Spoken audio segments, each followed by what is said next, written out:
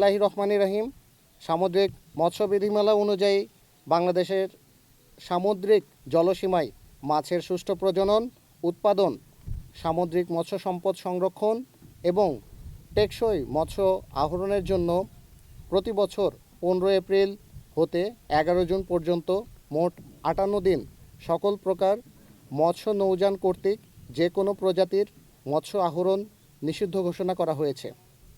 এরই ধারাবাহিকতায় গোপন সংবাদের ভিত্তিতে গত 19 এপ্রিল 2025 শনিবার দুপুর 3টা হতে আজ রবিবার দুপুর 12টা পর্যন্ত বাংলাদেশ কোস্টগার্ড বেস ভোলা এবং আউটপোস্ট লালমোহন কর্তৃক ভোলার লালমোহন উপজেলাধীন গজারিয়া খালের মাথা সংলগ্ন তেঁতুলিয়া নদীতে একটি বিশেষ অভিযান পরিচালনা করা হয়।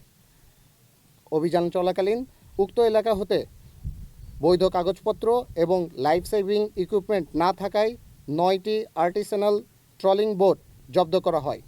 পরবর্তীতে জব্দকৃত ট্রলিং বোটসমূহ মৎস্য বিভাগ ভোলার নিকট হস্তান্তর করত মেরিন কোর্টে মামলা করা হয়।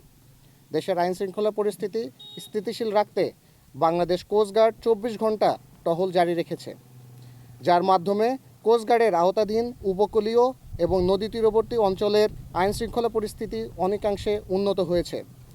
কোস্টগার্ডের এরিয়াভুক্ত এলাকাসমূহে মৎস্য সম্পদ রক্ষায় এরূপ তৎপর অভিযান ভবিষ্যতেও অব্যাহত থাকবে।